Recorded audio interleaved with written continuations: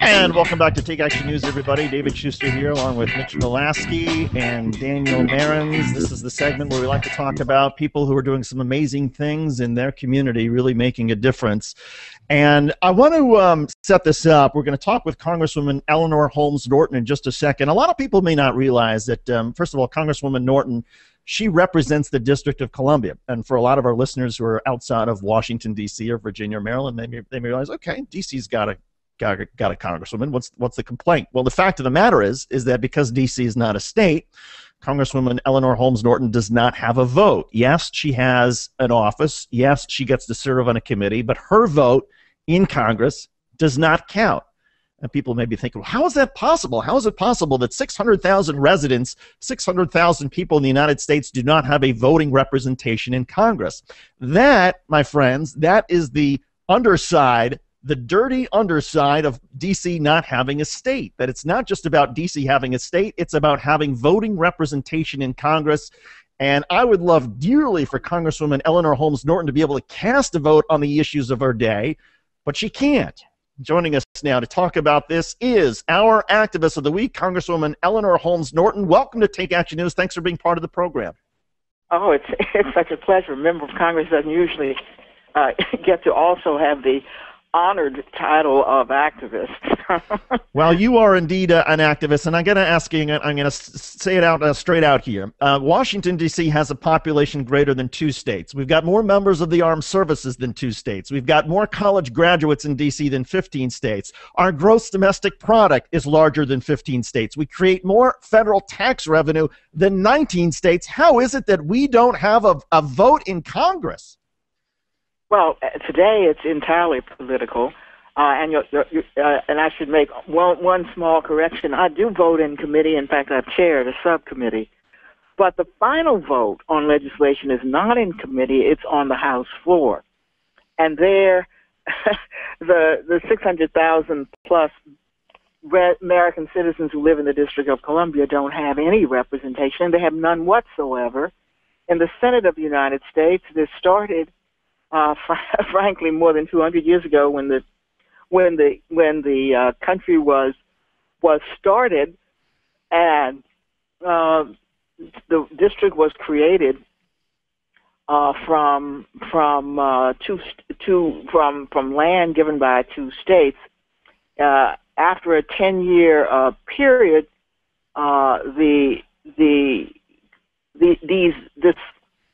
this became the land from the 2 states became the District of Columbia. The important thing to remember is during that 10-year transition period, the framers saw to it that the people who lived here could continue to have the same vote they had when the land was a part of Maryland and Virginia. That shows that the framers never intended that the war fought to give everybody representation. Remember where no taxation without representation comes from. They never intended, of all places, to leave their capital without a vote. But after that 10-year period, and the city came under the exclusive jurisdiction of the Congress, was no longer under the jurisdiction of Maryland, Virginia, from which those votes came. The Congress has never given the city the vote. It has always been a matter of politics. For much of the time, it was the Democrats who were the problem because the committees that have jurisdiction over the district were controlled by Southern Democrats. And while this was not a majority black city until 1960, there were too many blacks for Southern Democrats to want to have the vote. But in this century, it is most often, or much of this of the last 50 years, it has been Republicans who, for political reasons, don't want the district to have the vote.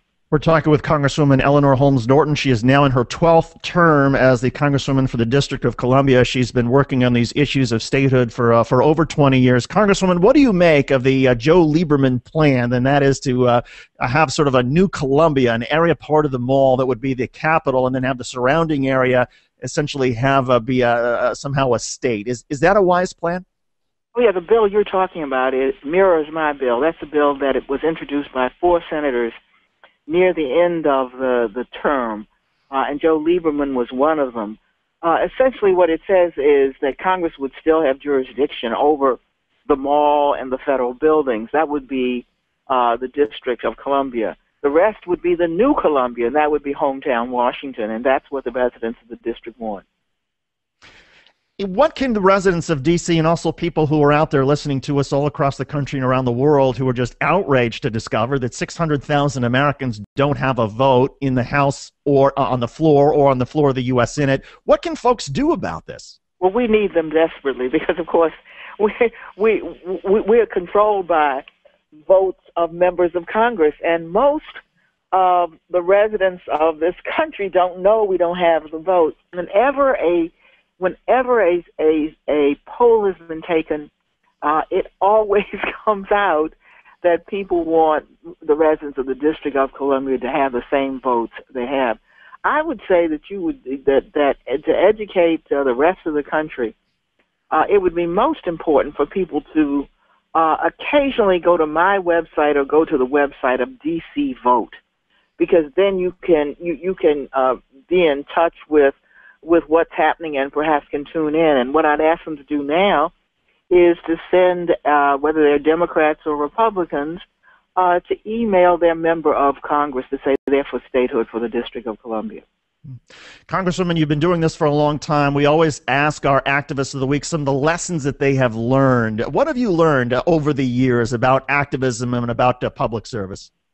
That's a most important question. You know, when I was a kid in the civil rights movement, activism was all there was. Since I've been a member of Congress, I still believe activism is all there is. Nobody gives anybody anything. Until you stand up and demand it and get others with you, you get nothing. That's why I love the notion that you are focusing on activists. It's as if people in Congress sit here doing whatever they want to do. They do what people make them do. So activism is the whole thing or there's nothing. Women, for example, took 150 years to get the vote. Until they became an active movement, they didn't get a vote. The same is true for African Americans in the South. Activism has been the sine qua non if you want your rights.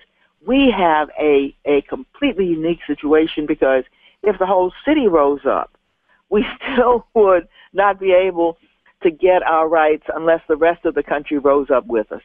That's why we need people to email their member of the House and their senators to say, and this is what I think would be the best thing to say now, sign on to the D.C. Statehood Bill. Sign on to the D.C. Statehood Bill. Congresswoman Eleanor Holmes Norton, sign on to the D.C. Statehood Bill. We're right there with you, Congresswoman, and thank you so much for all of your work over the years, and congratulations on being our Activist of the Week. And I thank you for that honor. You're very welcome. Congresswoman Eleanor Holmes Norton. Our show, Take Action News, continues on the other side of this break. Thanks to everybody who's listening to us on our syndicated stations all around the country and around the world.